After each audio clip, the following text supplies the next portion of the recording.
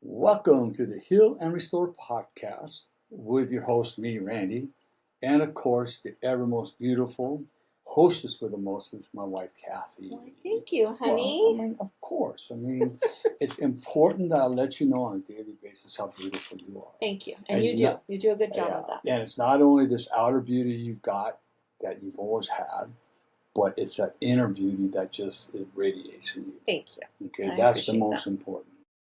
Thank you. So remember, we're dedicated to helping couples and individuals strengthen their relationships through healing, growth, and honest, deep conversations. Yeah, I love that. It's got to be honest. You've got to be able to be honest with each other. Absolutely. We dive into topics like, speaking of conversation, of communication, which is one of the number one reasons for divorce in the United States, right? Forgiveness. There's that word. Yeah. But we must forgive, we must move on. But that is it can be a long, tedious process. It's a process. It's a process, right? Yeah. Intimacy, which we like to start with the emotional intimacy, right? Yep. And the emotional connection, which will lead to the emotional intimacy, which will lead to phenomenal intimacy within the bedroom. Right. That's absolutely right. Because healthy love starts with a healed heart. Yep. You know that. Tune in each week and take the next step toward restoring what matters most, your relationship with your loved one. Yeah. So today we're gonna kind of veer off a little bit from marriage and so much relationship, although they do affect the outcome of our relationships. But we're going to dive into something that's tough and but it's a really important conversation. And we're titling this podcast, How to Have Joy When There's So Much Sorrow. Joy to the world, all the boys and girls. Oh, not that. Okay. Why? You're aging yourself right there with that song. Yeah, but that's when music was good. No, I know. So, there's been a lot going on in this world today. We've had a lot of hard things happen over this last couple of weeks. So I think it's fair to say that some of us, or most of us, or many of us, a lot of people, we've lost our joy, or we feel like our joy has left us, and we're being filled with sorrow. We're being filled with sorrow. Yeah. I think that loss of joy is just temporary, though. Well, we're going to talk about that. That's part of how what we want. This is why it's important for us to talk about this, though, because we all face seasons of loss. We have disappointments in our lives. There's pain. Maybe we're grieving a loved one. Maybe it's a broken dream, or just the weight of everyday struggles. Yeah. A lot of that can bring us down. So it's in those seasons that sometimes joy feels impossible. Yeah, but nothing's impossible. No. Right? No. So, but here's the good news. Joy and sorrow can exist side by side. You don't have to wait for sorrow to vanish before joy can appear. And that's really important that you can find joy in the sorrow. So in this first segment, we're going to talk about understanding the tension. Yeah, that might feel like there's a little tension between joy and sorrow. So I think one of the biggest myths is that joy is the absence of sorrow, but that's actually not true at all. No. I can remember when we were walking through one of our hardest seasons. I felt a deep sadness. I was struggling, yet there was those little moments that I experienced. These little tiny moments where, like seeing the kids do well in school. They were actively involved in their sports, and then even having the support of friends. When we can open up and be honest and things, and having a good support of friends around us, it helps you to see the joy and sorrow working together. So here's something you're saying that's really important, is that when you're feeling that sorrow, allow yourself to feel it, but then look for one thing that's going to bring you joy. Like Cathy said, with the kids and all that, excelling in school, sports and all that. And let's bring forward to today, it's our grandkids that can do that. Yeah. And also, like for me, I hunt a lot and the beach. And I love the outdoors. Last weekend I was in the high country. I shot that picture of the trees looking up. That's the kind of stuff that I can find joy in, even when everything is not necessarily sorrow, but when I feel a lot of tension in the air, a lot of heaviness, right? Those are the things, say, man, that's absolutely beautiful. That brings me that little bit of joy for the minute. Yeah, that's really good. Right? Yeah. So Yeah, sorrow doesn't cancel joy. Nope. No, not at all. It makes us treasure joy even more. That's really good. Right? Think of it like a candle in a dark room. Yeah. The room is still dark, but the candle brings enough light to keep you going. Yeah, that's so true. Right? That is so true. Yeah. And that light, that candle, I just had this vision of being in a dark room with a candle. Right. That candle represents that there is still light, that there is still something good. And so even though it's dark, let that candle represent the joy that's still to come. Yeah. It's a flicker of light at that moment, right? But we don't want that flicker to go away. No, because we know there's joy behind it. Because there's joy behind it. It's like so my book. There's always a flicker of hope. Yeah. Right? And we have to stay with that flicker. Say, okay, there's some light. And right now, I'm just in a place where the light is really dim. Yeah. But I know that when I walk through this, I get to the other side, the light's going to be extremely bright. Yeah. And I'll be able to see everything clearly. Yeah, well, that's good. That's really good. Now let's talk about some practical ways to cultivate joy. So how do we actually find joy in the middle of sorrow? So you want to get practical? Yeah, let's get practical. All right. So we've got some steps that are going to get us here. So the first one, and you kind of touched on this, but I'm going to go into a little bit deeper. So the first one is gratitude. Even when life feels heavy, there's always small blessings to notice. We just have to be aware. So it might be the sunrise, which you love. It could be a text from a friend, or even just having a warm meal. Right. Writing down 3 things each day can shift your perspective. And that's one of the tools that I hand out to quite a few of my gals that I work with, is that creating that gratitude list. And some people think, well, I don't know what I'm grateful for, or I feel like I'm repeating the words over and over. That's okay. But I go a little step further, is they might write down 3 things that they're grateful for in that day, but I ask them to pick one of those items. List the 3 like a list, but pick one of them and write out, why are you grateful for that? Yes. Because that gives us a whole new perspective. So how do we cultivate it? Write it out in a gratitude list form. Right, following the gratitude. And we have one client, and she's amazing at she writes really well. She writes really well. She writes her gratitude out, and then she writes why she's grateful. And it's amazing. And her husband gets to hear this, and it just really lights the fire under both of them. Yeah. So it remembers what their why is. Right, exactly. So a lot of people look at journaling like, oh, come on, man, journaling, no, or gratitude list. Come on, no. If you do it properly with an open mind, it's really, really going to bring some joy into your life. Yeah. Right? That's so good. The second is connection, and this is critical. Sorrow makes us want to isolate. Yeah. Right? It's like we just don't want to be around anybody. But joy multiplies when we share life with others. That's Call good. a friend, join a group, or simply sit with someone you trust. Yeah, I love that. And we have our life group of the people we coach who've created our life group, and it's been tremendous for them as well as Cathy and I. We learned. Yeah, definitely. Yeah, we're still learning when we work with these people, but to sit there and hear how much they enjoy it, because they come, they have a great community of people they can talk to. There's no judgment or condemnation. They realize, hey, I'm not alone in this that I'm going through. A lot of people are there. And then what we're finding out is we like to have a lot of fun, but then we do certain exercises. And as a matter of fact, I'm going to say, we did one this last Sunday, our last life group.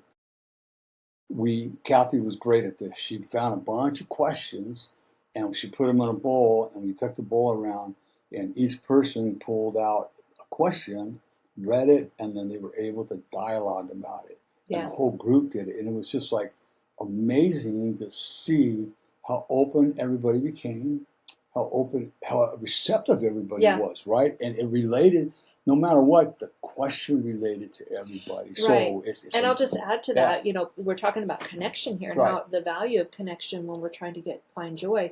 We have some newer couples. Some couples have been with us from the very beginning, over a year ago that we started this group. And then we have other couples that have come in the last several months. And, one of them said, I really don't know you very well.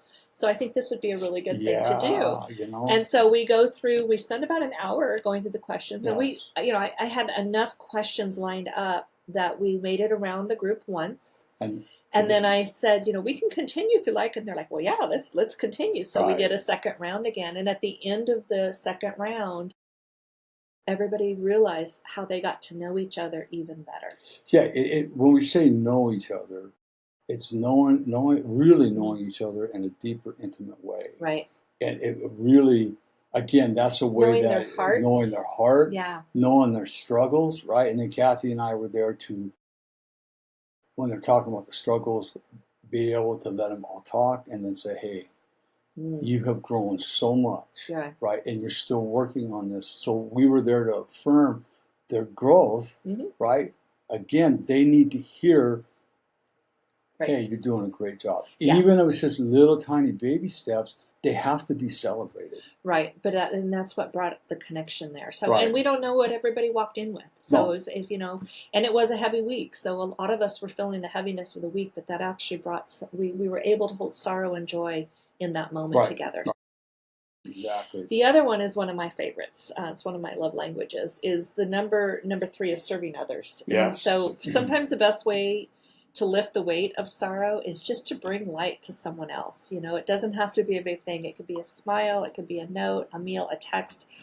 A lot of times, I'm prompted quite often to reach out to so-and-so. So I'll send a quick text, and I would say 9 out of 10 times, it's pretty accurate, that they'll respond with, oh my gosh, I'm so glad you reached out. So helping to lift sorrow for somebody else is important too.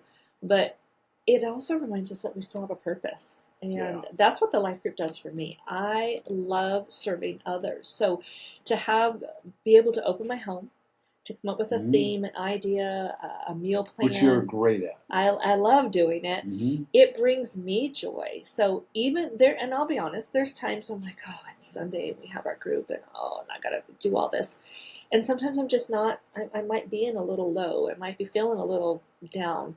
It still brings me joy because I'm holding how I feel, acknowledging that, but also brings me joy that I can put a smile on somebody else's face and that I know people enjoy coming together. And I want to elaborate on you a little bit, but also I want to honor Cathy because she is really good at this. I love the fact that she does it, but Cathy has also turned our house. We're only in this one 2 years. She turned it in the Quinta. We've been there for a long time. Into a home that people can walk into and feel very, very, very comfortable. And so, of course, you're welcome. So, with serving others too, a couple of things. One, I remember when I used to be the greeter at church, right? Everybody that walked through the door, they might have their head down, they're not looking, whatever. I would reach my hand out and say, hey, good morning. Good to see you this morning, and we're grateful that you're here today. Something along those lines. And I can remember one guy stopped in his tracks and looked at me and said, Randy, you have no idea how bad I needed to hear that. So sometimes we don't know that smile, even a sincere, we don't know how much that will help people. And then other beauty about serving others and helping others, and we tell all of our clients, and we mean it, if you struggle, give us a call. Yeah. Right? Well, you're too big. No, we're not. When we tell you to call us, we mean call us, right? And oftentimes, especially in my recovery, what I found out was if somebody was calling me for help and I was in some kind of a funk, I was helping them, but they helped me more than they realized. Right. They helped me probably more than I helped them. Their sorrow brought you joy. That's right. And your sorrow brought them joy. Well, let's put it that way. It's how it works. And I'm going to say this. That you just remind me. Deborah, my therapist, said this. Your greatest sorrow will be your greatest joy. Yeah. And your greatest joy is going to become your greatest sorrow. Yeah. And that is so true, especially in what we do, and especially when I work with victims. Yeah, that's so true. Yeah. So... And what's the last one? Finally, and then probably one of the most important ones, right, is spiritual practices. Now, for us, prayer and worship have been our lifelines. But for some, It may be meditation, mindfulness, or journaling, right? And I used all of these, right? Absolutely. These practices keep us anchored in sorrow when sorrow tries to keep us away, right? Now, I understand, I need to say this, I understand that some people out there, even Christians, think we shouldn't be meditating. It's of a Eastern descent. It's not. It's in the Bible. Yeah. Pray and meditate. Pray and meditate. So don't be afraid of meditating, and just follow the practice. Yeah. Follow what you're supposed to do. Mindfulness is critical. It's just being aware. It's like, be mindful, and that's how staying in the moment. Yeah. Right. And perfect. I'll give you an example. Right. I'd be driving somewhere, and generally I would going to my AA meeting in the morning. I'd be going down a certain route, right? And as I'm driving, right, instead of where I was doing a different route, I had to turn at a certain street. Yeah. I would blow right through that street because my mind at that moment was thinking about the meeting or whatever it is. So that day, yeah. So just become mindful in their sorrow. In yourself, become mindful of the beauty that surrounds you. Maybe not inside you, but the beauty outside of you that surrounds you, right? The blue skies. That's good. Whatever that may be, if you're on the beach, the ocean, right? Whatever that, be aware of that. Be mindful of that beauty to help you just get that brief moment of joy in their deepest sorrow. Yeah, no, that's good. Right. And I'll just kind of piggyback on that. We talk about prayer and worship, which both of those are important to us. Worship is my go-to for me. Yes, this last week, things were heavy. I would just have Alexa turn on worship. Yep. And sometimes I'll even go as far as Spanish worship. Yeah. There's just something that hits my soul differently. So when I am in a funk or when I'm feeling sorrow or sadness and feeling down, worship is what I go to. It's nice to have in the music. Kathy's really good about that. I mean, nice to have in the house. Kathy's really good about that. And so a lot of times, I might be in the office working on doing what I'm doing. So I enjoy it, right? I mean, it's like, okay, this is peaceful. And then later in the afternoon when things are calming down, then he'll come in and say, Alexa. Now he's into his day. Yeah. But yeah. She respects that. Yeah, it creates an atmosphere very much that brings joy into the home. I want to, as we dive into this next segment, I think this is one thing that really stood out to me is, here's the key. Joy isn't just a feeling. It's a choice. It's a choice. We can't just feel joy. We have to choose joy. Yeah, it's going back to what I just said, is that choose to find the joy somewhere. Just choose to find that. Even if it's just a glimpse, that'll work. Yeah. Right? It's a start. Right? Yeah. So remember, we can't always control what happens to us. Yeah. But we can choose how we respond. Yeah. Remember, everything we do, we have a choice in. Whether you believe that or not, we do have a choice in it, right? Making decisions is a choice. Not making decisions is another choice, right? So, but remember, sorrow is real. Yeah. But joy is what gives us strength to walk through that. I love that. So, sorrow, if you choose, sorrow can last for a long time. Yeah. If you choose that. Yeah. It's like I was stuck in victimhood for 38 years. That was my choice. Yeah. I didn't have any other choices. I thought you didn't know you had choices. I didn't know I had other choices. I stayed in that. And then when the time came, it's like, oh, I'm done with this. I'm going to choose to go the other way. Right. So kind of the same thing when we're in that moment of sorrow. Feel it. It's okay. Yeah. Don't stay stuck there. Yeah. And then, like I mentioned, make a choice. Where can I find just a little bit of joy? Right. Sometimes, like for me, watching hummingbirds. I mean, watching a hummingbird is actually joyous, right? It's like, man, these things are awesome. Right? Yeah, that's good. Or playing with Otto. I mean, Otto's Otto. Playing Do you know our dog's name? I meant to say Odie, right? But playing with my dog is really, really joyful for me. That's so good. Yeah. You can always find joy in the middle of your darkness and of your sorrow. Yeah. You just look for it and you choose for 30 seconds, for a minute, whatever it is, to feel that and enjoy it, let it sink into you. It'll eventually work through all your sorrow. But I want to add this too, because choosing joy, it doesn't mean you're ignoring your pain. And I think a lot of people, that's what keeps us stuck in sorrow, is we think, oh, well, if I choose joy, then I'm going to ignore my pain. Right. No, what it's saying is that this pain won't have the final word. Right. This pain doesn't have control over me. It's okay to have the pain. It's okay to feel the pain. But make a choice to choose joy so that your pain doesn't stay with you. This just came to me. Here's something that's really, really critical. When you're going through joy, when you're going through sorrow, right? And you've got people that you're communicating with, here's what I'm going to really suggest, and actually tell you what not to do. Do not be around people that are going to tell you get over it, move on. You don't want to be around those people. You got to surround yourself with healthy people that are going to understand the sorrow you're going through and walk out of it with you. Yeah, it's almost like grief. I don't think there's a timeline on sorrow. Again, you can choose the joy. You can choose the joy and the sorrow, and then you can, if you have somebody healthy with you that's walking with you through the sorrow and understanding you. Let them guide you. Yeah, right. Let them help you through that sorrow. Yeah, that's really good. So as we close out, Randy's got some closing thoughts. I've got some closing thoughts. Tell us a little bit about those. So today, if you're carrying sorrow, we want you to know it's okay to grieve. Yeah. Right? And remember that the grief process has no time limit. Yeah. My father has been dead since 1969. For the most part, I don't grieve. But there's times when I do grieve. Yeah. Okay? It's okay to feel the weight. Yep. Right? It's okay. I'll say, the more we fight that weight, the more it's going to pile on top of us. We have to, as I was told, learn to love the dark side. Learn to love that weight, right? And let it help you work through the sorrow. And actually, also, what am I learning through all this? Is another key thing, right?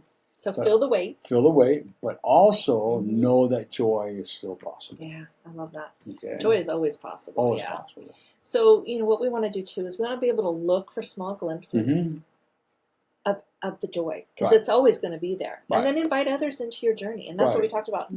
Sorrow can be isolating, but joy can be inviting to yourself and others. And remember that joy isn't about perfect circumstances. It's all about perspective. So we're not going to always have perfect circumstances. In fact, I hope we don't have perfect circumstances, because if we're perfect, we're not relying on God and we're not relying on others to help us through things. It's not reality either. And it's really not reality. So it's all about your perspective. We'd love to hear from you. What's one way you found joy in the middle of sorrow? Share it with us on social media or send us a message. We love to encourage. You can email us at healingrestorecounseling@gmail.com. Yeah. We'd love to hear from you. Yeah, we would love to hear some feedback on that. And then if this episode did encourage you, share it with a friend who might need this as a reminder today. And if you feel stuck, reach out to us at healingrestorecounseling@gmail.com. We have a free copy of our How to Have Joy When There's So Much Sorrow. It's a journaling prompt worksheet, and we'll be happy to send that to you. There's no charge for that. So just email us at healingrestorecounseling@gmail.com, and we'll send that to you. It's got like 4 or 5 different prompts that will help you to work through that sorrow that you might be feeling. And also remember, we have a no-cost 1-hour discovery session. Yes. So if you're struggling with this stuff, anything, with marriage, with all this, reach out. Go to our website at healingrestorecounseling.com, and there's a contact form in there. Just fill it out, or email us directly at healingrestorecounseling@gmail.com and just say we'd like to do a discovery session with you, and we'll set that up. Right? And I'll just say, every one of our clients goes through that process.